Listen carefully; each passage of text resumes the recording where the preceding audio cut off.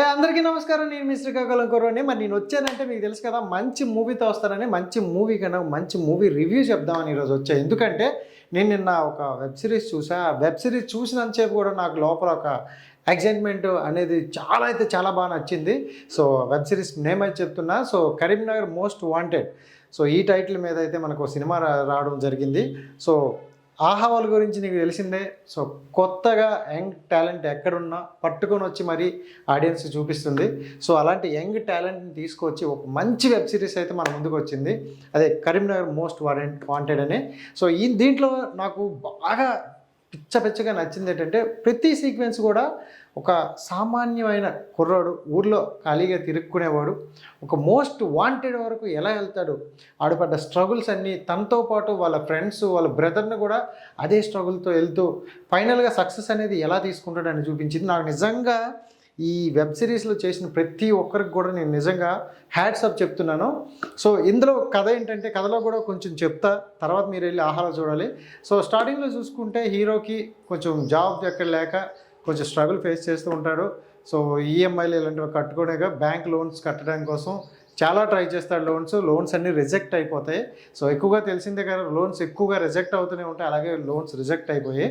So అప్పుడు ఏం చేయాలని ఆలోచిస్తుంటే తనకు ఒక బ్యాంక్ ఎంప్లాయీ తన చిన్న సలహా ఇస్తాడు. సో మీరు రికవరీ ఏజెంట్లుగా చేయండి, సో ఎక్కడ రికవరీ చేయండి, అలా మీరు సంపాదించుకోండి అంటారు. ఈ ఐడియా ఏదో బాగుందని హీరో ఫ్రెండ్స్ వాళ్ళ తమ్ముడు అందరూ కలిసి రికవరీ ఏజెంట్లుగా వెళ్తారు. కష్టపడితే ఫలితం దక్కదంటూ నిరూపించారు. సో అదేవిధంగా కష్టపడ్డారు అండ్ డబ్బులన్నీ సంపాదించి ఒక దగ్గర దాచుకోవడం జరిగింది. అలాంటప్పుడే ఒక ట్విస్ట్ అయితే వచ్చింది. సో మన అందరికీ అలాంటి ట్విస్ట్ రెగ్యులర్ లైఫ్లో కూడా జరిగే ఉంటాయి. సో నోట్లు రద్దు అనేది, సో వీళ్ళందరూ 200 నోట్స్ కూడా జాగ్రత్తగా ఉంచుకోవడం జరిగింది. అది నోట్లు రద్దు అనడం సో ఒక్కసారిగా తలకిందలు అయిపోయింది. ఏం చేయాలి అనుకునే సిచ్యువేషన్లో సో మళ్ళీ బ్యాంకులోకి వెళ్ళి మార్చుకుందాం అని వేరు అకౌంట్లో పెట్టడం కూడా జరిగింది. ఆ అకౌంట్లో ట్రాన్స్ఫర్ చేస్తున్న సమయంలో 5 కోట్ల స్కామ్ ఒకటి జరుగుతుంది. సో వీళ్ళ ట్రాన్సాక్షన్స్ వీళ్ళు 30 lakhs వాళ్ళ 5 కోట్లకి లింక్ అయి ఉంటుంది. కాబట్టి వీళ్ళే నిందితులని అరెస్ట్ చేయడం జరుగుతుంది. ఇప్పుడు అసలైన కథ అక్కడి నుండి స్టార్ట్ అవుతుంది. సో హీరోని తీసుకెళ్ళి స్టేషన్లో కేసులు పెట్టడం జరుగుతుంది. దాని నుండి బయటికి ఎలా వస్తారు అండ్ అదే టైంలో ఒక పొలిటికల్ ఎంట్రీ ఉంటుంది. పొలిటికల్ ఎంట్రీలో తనకి ఫ్రెండ్ అవుతాడు, అతని శత్రువు అవుతారు, ఇంకా చాలా జరుగుతాయి. అన్నీ చెప్పేసి అనుకో మీరు చూడరు. సో నాకు నచ్చింది, నాకు అనిపించింది చెప్తున్నాను, నిజంగా చెప్తున్నా. ఆహాలో ద బెస్ట్ ఏది అంటే కరీంనగర్ మోస్ట్ వాంటెడ్ అని చెప్పొచ్చు. నాకైతే రియల్గా నచ్చింది కాబట్టి ఈరోజు ఈ వీడియో చేస్తున్నాను. మీరు చూడండి. నిజంగా మీకు కూడా నచ్చకపోతే ఈ వీడియో కింద కామెంట్ చేయండి. మీరు పెట్టిన డబ్బులకి నేను పక్కాగా రీఫండ్ చేయిస్తా.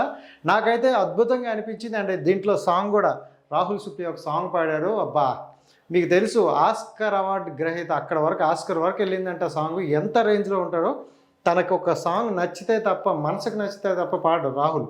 సో ఎంత నచ్చితే ఈ సాంగ్ పాడతాడు. అండ్ సాంగ్ కూడా అంతే బజ్ ఇచ్చింది. అండ్ ఇంకోటి చూసుకుంటే తెలంగాణ మొత్తం అందరికీ నచ్చి ఆంధ్రాలో కూడా అబ్బా ఇలాంటి కల్చర్ ఉంటుందా అనే మూవీ ఏదంటే బలగం.